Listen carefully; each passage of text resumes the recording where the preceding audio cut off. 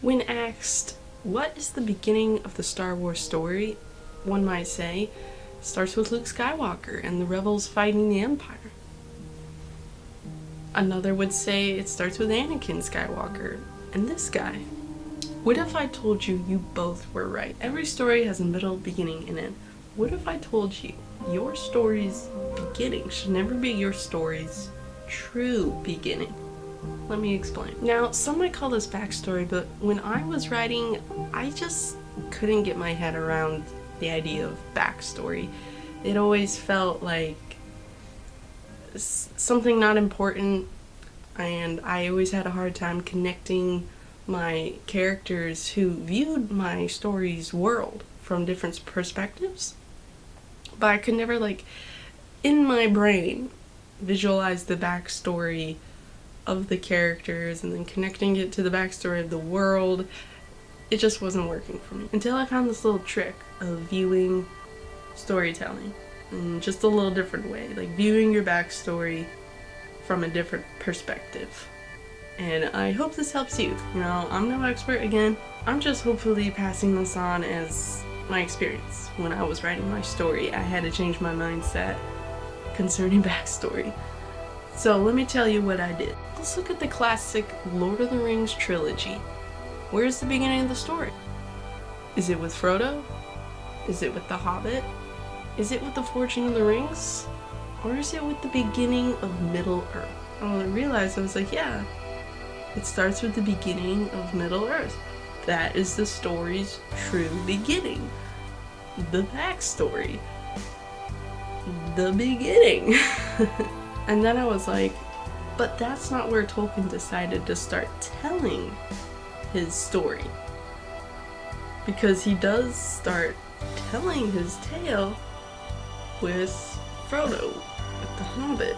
And looking into that, I began to start to see my story on a larger scale.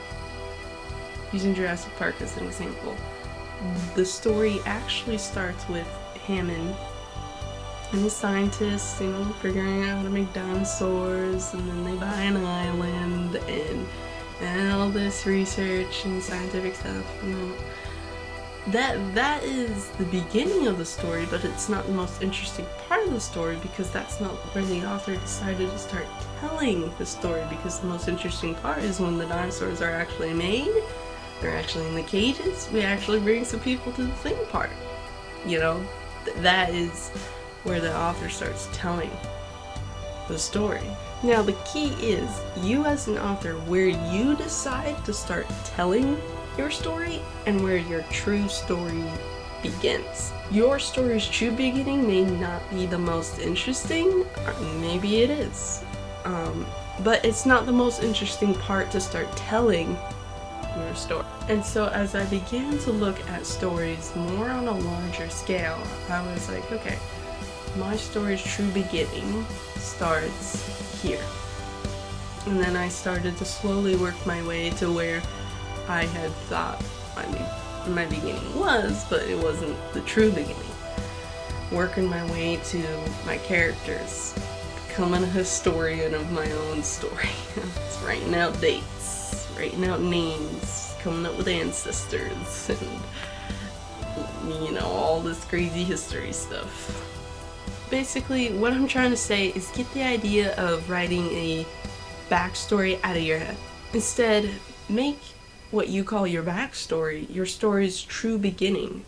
It's all part of your story. You, or the authors, can use their understanding of the world to start telling the story in the most interesting part. Because I found if you look at the traditional beginning, middle, and end of storytelling, hands down, I feel like everybody can agree that the middle of a story is the most interesting, because that's where the climax is. That is where your character is going to make that decision. The, villain might win, hero might win, middle, everything's leading up to that point. The ending is the runoff of the climax. It's the release. The good guys, they obviously win. That's the ending. The beginning is like, okay, getting used to your characters.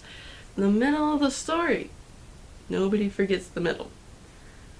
And so as I was looking at stories on a larger scale, not just seeing it as, oh, I just gotta come up with a backstory. No, my story is so much bigger than I thought it was. The true beginning is way over here. But I'm telling my story this part in time because that would be the middle of the bigger story. Because that's where the climax would be. Looking at it on a larger scale. If any of this makes sense. This is just like how my brain needed to process backstories. Process stories to view it on a larger scale to like make me write backstory just as passionately as I would write, the rest of it. Now, when you start telling your tale, that's gonna need, obviously, its own middle, beginning, and end, obviously. But if you think about it more as its own pocket story, but it's just, we're viewing the story at a certain place in time, with its own middle, beginning, and end. And then you're like, I got all this lore back here, the true beginning of the story, and then this is just where I decided to start telling, because that's where all the stakes are, that's where my main character was born. And then your end should always be the end of the story, if that makes sense. I definitely had to do this. I had to rewire my brain into thinking my backstory as my story's true beginning. It was just the only way that I could make sense of it, remember it, and make it feel like it was part of the world, because I'm like, oh, this is where the story actually starts. Even though I decided to start telling in the middle of the giant story. And so after I did that, I was able to fill in plot holes, fix dates, I understood characters' ancestries, and the most important thing was that I was able to answer the whys. Why it's important. Why my characters are doing what they're doing. Why the world is like this. I knew the answer to those questions because it wasn't just anymore, just like a backstory, nobody worries about that. It was because it was actually part of the story. It was the true beginning. And I gotta know all the whys, because I became a historian of my own story, so I know. I would dare to say that your story's beginning, or understanding how everything happened, is just as important as finding a good ending. And even though my readers may never know all the stuff that I put in the beginning, I'll know it, and that allows me to start telling the story at the climax of this really even bigger story. And that really just gives me the ability to know why my world is like this.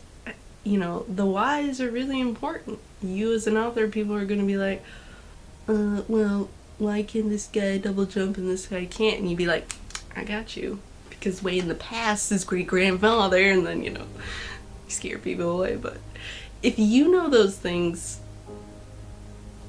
you writing a story will just be like that. Because I truly believe that you as an author, if you know your story's true beginning, even if other people may never know, if you know, that gives you the answer to those whys. It gives you the answer to those questions. It gives you confidence. And the readers can pick up on confidence, most definitely. I believe that. That the reader, when reading a book with all this lore, all this depth, they can see that the author is confident because they know the whys. They know. Because everybody loves a story that is thoroughly thought through, with a bold message, told with confidence. And for me, I gained a lot of confidence by just kind of viewing my backstory as my story's actual beginning, and viewing where I'm telling my story as the story's climax. I don't know, maybe this perspective can help you in writing your story's backstories, turning it into your story's true beginning. and seeing it on such a larger scale. Finding those plot holes, answering the whys, getting that confidence. So yeah, I hope this helps you, hope you're inspired, and I will see you in the next